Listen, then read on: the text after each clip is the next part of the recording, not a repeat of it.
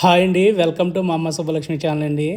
ఈరోజు చేపల పులుసు అంటేనే నోరు ఊరిపోతుంది కదండి. కానీ ఈరోజు మనం పెట్టబోయే చేపల పులుసు మాత్రం ఒక్కసారి తింటే మళ్ళీ మళ్ళీ చేయాలనిపించేలా ఉంటుందండి.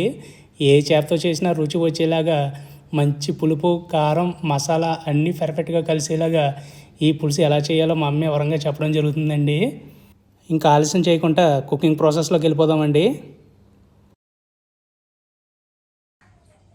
నా పేరు సుబ్బలక్ష్మి అండి. ఈరోజుని చేపలో బెండకాయ పులుసు పెడుతున్నానండి. అరకేజీ చేపలండి. ముక్కలు శుభ్రంగా నిమ్మకాయ వేసుకోనండి. నీసు అంతా పొయ్యిలా శుభ్రంగా తెల్లగా వచ్చేలా తోముకోనండి. ఇగో ఉప్పు కారం ఇలా పట్టించుకోవాలండి ముక్కలకి. చూడండి ఎంత తెల్లగా ఉన్నాయో.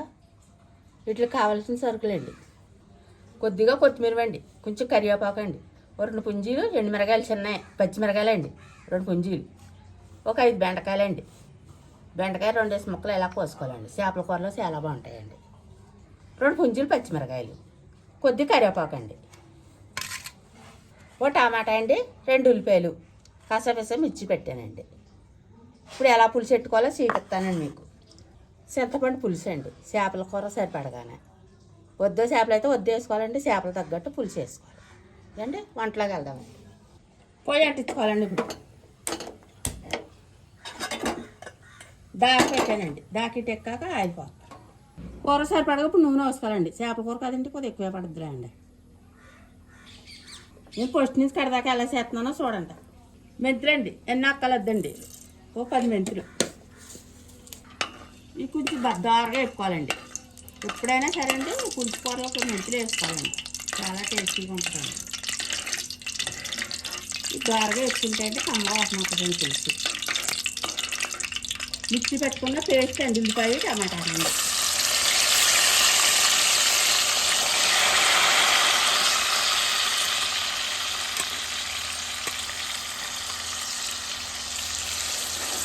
బాగా కలుపుకోవాలండి.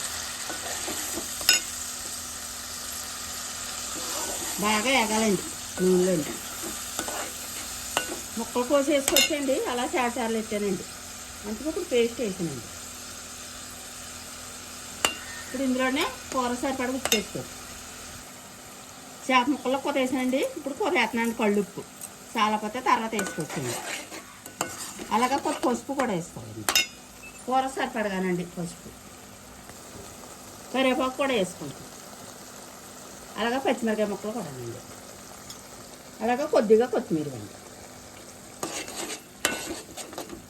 బాగా వేగాలండి. ఇప్పుడు ఇందులో కొంచెం అల్లం పేస్ట్ వేసుకోవాలండి. అల్లం పేస్ట్ అండి కొద్దిగా చాలండి.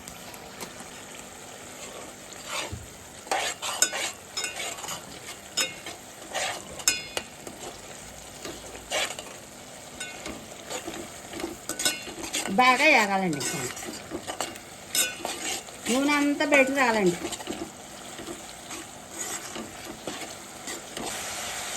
ఇందులో టేస్ట్ బాగా మగ్గిందండి. చూసారండి, నూనె అంతా బయటకు వచ్చింది. చేప ముక్కలు వేసుకోవాలండి.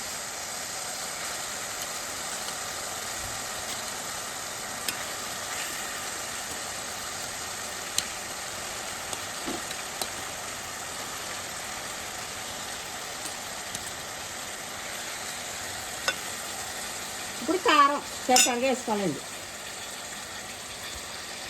చేప ముక్కల్లో కొద్దిగా వేసానండి,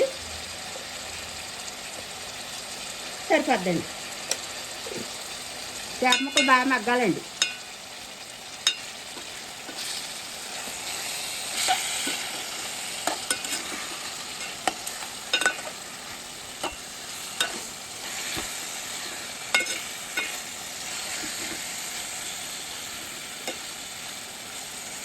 పచ్చి ముక్క ఇలా తిరిగేసుకోవాలండి. బాగా కారం పడుతుంది.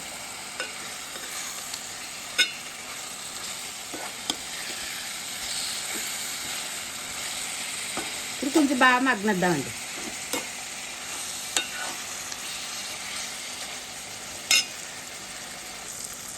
చింతపండు పులుసు అండి, కూర సరిపడగా.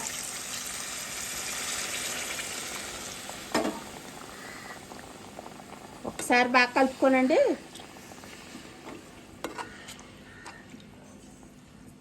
ఇందులో బెండకాయ ముక్కలు గట్ట వేసుకోవాలండి. ఇంకా కొద్దిగా పులుసు పడుతుందండి. ఇంకా కొద్ది పులుసు వేయాలండి.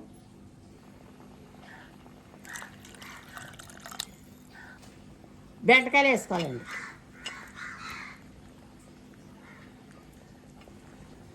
అన్నీ కలిపి చేసుకున్న మసాలా పొడివండి. ఓ పులుసు ఎంచాడు వేస్తున్నానండి. చాలా టేస్టీగా ఉంటుందండి. ఇప్పుడంటే 10 నిమిషాలు మూత పెట్టుకున్నాకండి కూర దగ్గర పడ్డాక మీకు ఎలా వచ్చిందో చూపిస్తానండి.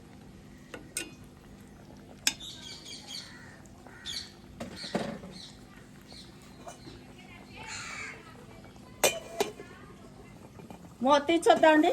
చూసారండి ఎలా ఉడికిందా? భలే కమ్మ కోసం వస్తుందండి. అలా 10 నిమిషాలు ఉడికితే దగ్గర పడుతుందండి. అప్పుడు మళ్ళీ మీకు చూపిస్తాను. మూత తీసి చూద్దామండి. బా ఎంత కమ్మ కోసం వస్తుందండి. ఉడికిపోయిందండి కూర. బెండకాయ ముక్కలు, చేప ముక్కలు, ఉప్పు కారం అన్నీ సరిపోయినాయండి. చూసానండి. కొత్తిమీర వేస్తున్నానండి.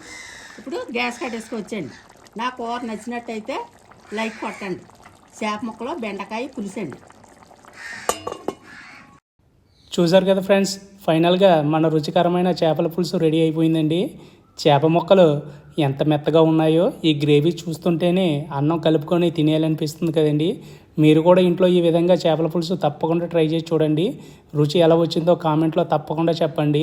ఈ వీడియో మీకు నచ్చితే ఒక లైక్ చేయండి. మీ ఫ్రెండ్స్ అండ్ ఫ్యామిలీ మెంబర్స్కి షేర్ చేయండి. ఇలాంటి మరిన్ని రుచికరమైన వంటల కోసం మన ఛానల్ని సబ్స్క్రైబ్ చేయడం అస్సలు మర్చిపోకండి. మళ్ళీ ఇంకో మంచి రుచికరమైన వంటతో మళ్ళీ మీ ముందుకు వస్తామండి. అంతవరకు సెలవు. థ్యాంక్ యూ ఫర్ వాచింగ్ అండి.